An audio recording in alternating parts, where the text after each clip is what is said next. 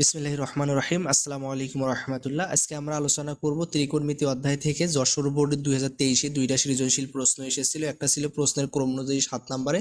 তো আমরা 7 নম্বর কোশ্চেনটি সমাধান করব। এখানে আমাদেরকে উদ্দীপকটাই দেওয়া ছিল x সমান tan থিটা, y সমান cot থিটা এবং z সমান হচ্ছে sin থিটা। ক নম্বরে বলা আছে যে x = 5/12 হলে z এর মান নির্ণয় করো। তো দেখেন তাহলে দেওয়া আছে, আমরা যদি ক নং কোশ্চেনটা সমাধান শুরু করি তাহলে আমাদেরকে দেওয়া আছে হচ্ছে x সমান tan থিটা, ঠিক আছে। তো tan থিটা সমান আমরা কি জানি? tan থিটা সমান আমরা জানি হচ্ছে লম্ব ভাগ ভূমি, ঠিক আছে। তো এখানে আবার x সমান দেওয়া আছে হচ্ছে 5/12, তার মানে লম্ব হচ্ছে 5 আর ভূমি হচ্ছে 12, ঠিক আছে। তাহলে লম্ব হচ্ছে 5 আর ভূমি দেওয়া আছে হচ্ছে 12। তো আমরা যদি হচ্ছে অতিভুজ বের করতে যাই তাহলে অতিভুজ আমরা পিথাগোরাসের উপপাদ্য অনুসারে প্রয়োগ করতে পারি যে অতিভুজ স্কয়ার সমান লম্ব স্কয়ার প্লাস ভূমি স্কয়ার। তো লম্ব হচ্ছে 5, তার উপর স্কয়ার প্লাস ভূমি হচ্ছে 12, তার উপর স্কয়ার। তো 5-এর উপর স্কয়ার মানে 25 আর 12-এর উপর স্কয়ার মানে হচ্ছে 144। তাহলে 25 আর 144 হচ্ছে 169। আচ্ছা, 25 আর 44 হচ্ছে কত? 169। তো এখানে আমরা অতিভুজ স্কয়ার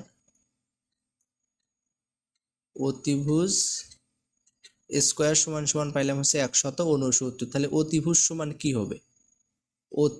শুধু অতিভুজ সমান কি হবে? তাহলে অতিভুজ সমান হবে হচ্ছে স্কয়ারটা ওই পাশে যায়, রুট হবে রুট 169। 169 যদি আমরা রুট করি তাহলে আমরা পাই হচ্ছে 13, অর্থাৎ অতিভুজ হচ্ছে কত? 13, ঠিক আছে। তো আমাদেরকে বের করতে বলছে হলো ক নাম্বারে জেড এর মান নির্ণয় করো। তো জেড সমান আমাদেরকে কি দেওয়া আছে? জেড সমান দেওয়া আছে হচ্ছে সাইন থিটা। তো সাইন থিটা সমান আমরা কি জানি? সাইন থিটা সমান আমরা জানি হচ্ছে লম্ব ভাগ অতিভুজ। তো দেখেন এখানে হচ্ছে লম্ব কত দেওয়া ছিল? লম্ব হচ্ছে 5 আর অতিভুজ হচ্ছে আমরা পাইলাম কত? 13, ঠিক আছে। তাহলে আমরা জেড সমান অতএব আমরা লিখতে পারি জেড সমান হচ্ছে 5/13। তো এটাই হচ্ছে আমাদের ক নং কোশ্চেনের অ্যান্সার। আশা করি আপনারা বুঝতে পেরেছেন। তো এখন আমরা সমাধান করব হচ্ছে খ নং কোশ্চেনটি। তো দেখেন আমাদেরকে খ নাম্বারে কি বলা আছে? খ নাম্বারে বলা আছে যে প্রমাণ করো যে x ভাগ 1 - y প্লাস y ভাগ 1 - x equal x plus y plus 1। তো আমরা এখানে লিখতে পারি হচ্ছে বাম পক্ষ। আচ্ছা, তাহলে বাম পক্ষটা আসলে কি? বাম পক্ষ হচ্ছে x ভাগ 1 - y প্লাস y ভাগ 1 - x, ঠিক আছে। তো দেখেন x হচ্ছে কত দেওয়া আছে? x সমান হচ্ছে tan থিটা। তাহলে এখানে আমরা tan থিটা লিখলাম, 1 - y হচ্ছে cot থিটা, তাহলে cot থিটা লিখলাম। এরপর হচ্ছে প্লাস y হচ্ছে cot থিটা আর হচ্ছে 1 - x হচ্ছে tan থিটা, ঠিক আছে। যেগুলো দেওয়া ছিল আমরা হচ্ছে জাস্ট মানগুলো এখানে বসাইলাম। এখন দেখেন tan থিটা উপরে যেমন আছে আমরা তেমনই রাখবো। তো এখানে হচ্ছে 1 - cot থিটাকে আমরা cot থিটা সমান আমরা কি লিখতে পারি? 1/tan theta. আশা করি আপনারা এগুলো জানেন। তো আমরা cot থিটার পরিবর্তে লিখলাম হচ্ছে 1/tan থিটা, এরপরে প্লাস আবার সেম ভাবে cot থিটার পরিবর্তে লিখতে পারবো হচ্ছে 1/tan থিটা আর নিচে আছে হচ্ছে 1 - tan থিটা। অর্থাৎ আমরা কি করলাম? আমরা জাস্ট হচ্ছে এই tan গুলোকে কটে পরিবর্তন করলাম, ঠিক আছে। তাহলে আমরা দেখেন এখান থেকে কি লিখতে পারি? উপরে আছে হচ্ছে tan থিটা আর নিচে হচ্ছে এই যে আমরা যদি এটাকে একটা ভগ্নাংশ চিন্তা করি, এই 1 এর নিচে কিছু নাই মানে 1 আছে, আর এই 1 এর নিচে হচ্ছে tan থিটা। তাহলে এই 1 এর নিচে কিছু নাই মানে 1 আর tan থিটা, এদের লসাগু হবে হচ্ছে কত? tan থিটা, লসাগু হবে হচ্ছে তাহলে কত tan থিটা। এখন লসাগুকে প্রত্যেক ভগ্নাংশের হর দ্বারা ভাগ করতে হবে। এই ভগ্নাংশের হর হচ্ছে 1, 1 দ্বারা tan থিটাকে ভাগ করলে tan থিটা, সেই tan থিটা দ্বারা আবার এই ভগ্নাংশের লব 1 কে গুণ করলে কি হবে tan থিটাই হবে। তো এখানে আমরা লিখব হচ্ছে tan থিটা, এরপরে হচ্ছে মাইনাস, এখন এই ভগ্নাংশের হর হচ্ছে tan থিটা, tan থিটা দ্বারা লসাগু tan থিটাকে ভাগ করলে 1, সেই 1 দ্বারা এই ভগ্নাংশের লব 1 কে গুণ করলে 1 এই হবে। এরপরে হচ্ছে প্লাস, এখন দেখেন এই যে 1 ভাগ tan থিটা এটা হচ্ছে লব, কারণ আমরা cot থিটা সমান লিখেছিলাম হচ্ছে 1 ভাগ tan থিটা, তাহলে এটা হচ্ছে লব, আর 1 মাইনাস tan থিটা হচ্ছে হর। তো এটা ভাগ আকারে আছে, আমরা যদি একটু গুণন আকারে লিখি তাহলে লব হচ্ছে 1 ভাগ tan থিটা, আর যেহেতু ভাগ আকারে আছে আমরা গুণন আকারে লিখব। তো এই যে 1 মাইনাস tan থিটা এটা হচ্ছে হর, তো এটার নাই, এটার নিচে কিছু নাই মানে কিন্তু হচ্ছে 1 আছে, তো এটাকে যখন ভাগ আকারে থেকে গুণন আকারে লিখব, তো এই যে 1 মাইনাস tan থিটার নিচে যে 1 আছে সেই 1টা যাবে হচ্ছে উপরে, আর হচ্ছে এই যে 1 মাইনাস tan থিটা এটা যাবে হচ্ছে নিচে, তাহলে 1 মাইনাস tan থিটা। আশা করি আপনারা এই অংশটুকু বুঝতে পেরেছেন। তো এরপরে হচ্ছে এখানে তাহলে আমরা কি পাচ্ছি দেখেন, এটাও হচ্ছে গুণন আকারে আছে, এটাকে যদি আমরা একটু ভাগ আকারে লিখি তাহলে tan থিটা গুণন এই tan থিটা যাবে হচ্ছে উপরে, আর হচ্ছে এই যে tan থিটা মাইনাস 1টা আসবে নিচে, tan থিটা মাইনাস 1, আর এখানে আছে হলো প্লাস, তাহলে 1 আর 1 গুণ করলে উপরে হয় 1, নিচে হলে tan থিটা আর 1 মাইনাস tan থিটা গুণ করলে হবে tan theta into 1 minus tan theta. আশা করি আপনারা এই লাইনটা বুঝতে পেরেছেন। এরপরে দেখেন এই tan থিটা আর হচ্ছে tan থিটা যেহেতু গুণন আকারে আছে, তাহলে গুণন করলে হবে হচ্ছে উপরে tan স্কয়ার থিটা, আর নিচে হলো tan থিটা মাইনাস 1, এরপর হচ্ছে প্লাস।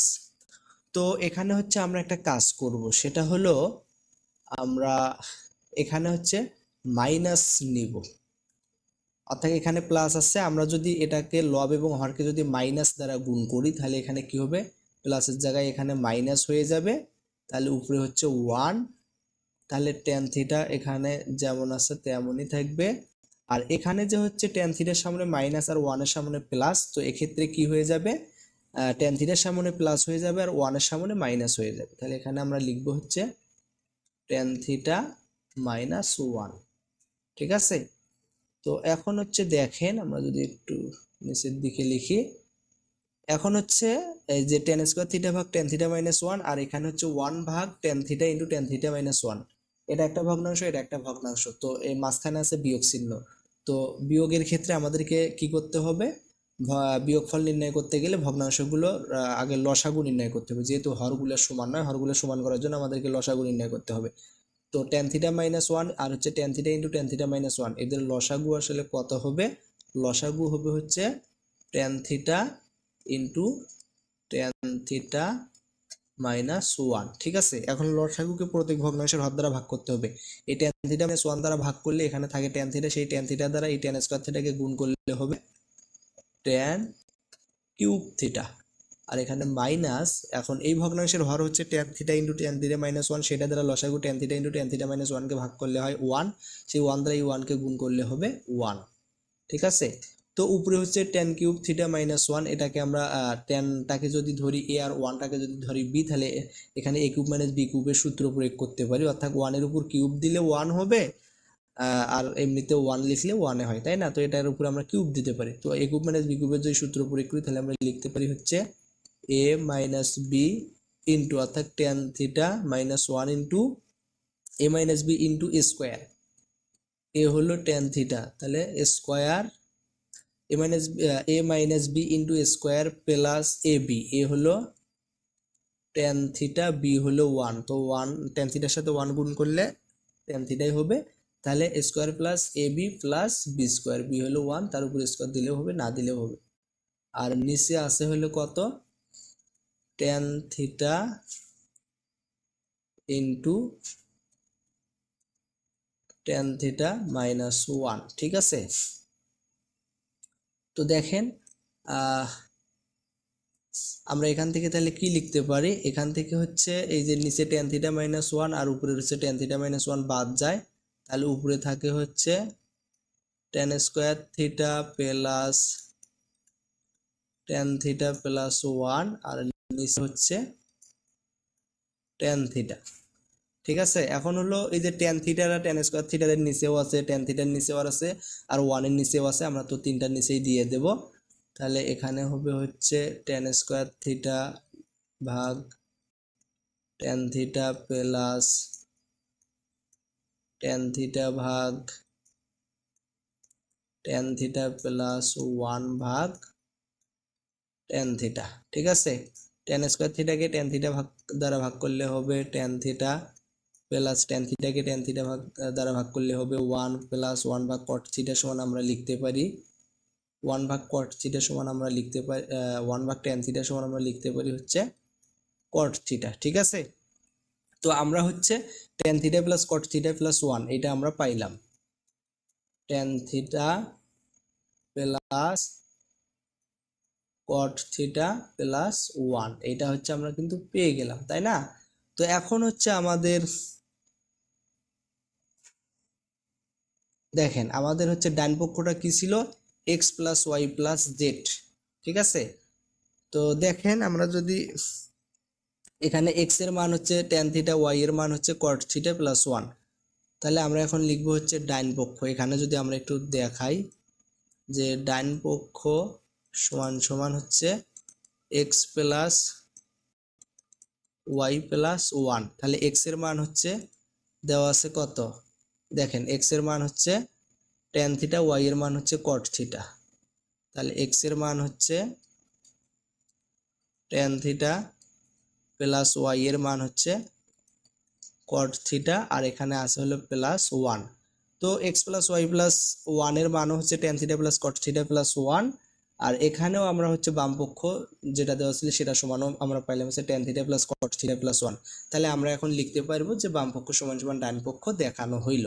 আশা করি আপনারা এটা বুঝতে পেরেছেন। তো এখন হচ্ছে আমরা গ নং কোশ্চেনটা একটু সমাধান করব। দেখেন খুবই সহজ একটা কোশ্চেন।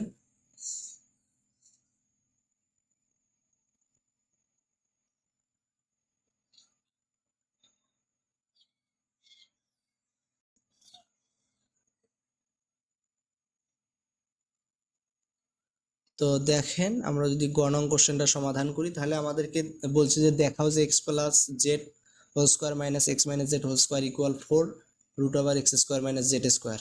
তো আমরা যদি লিখি যে বাম পক্ষ, তাহলে বাম পক্ষ হলো x প্লাস জেড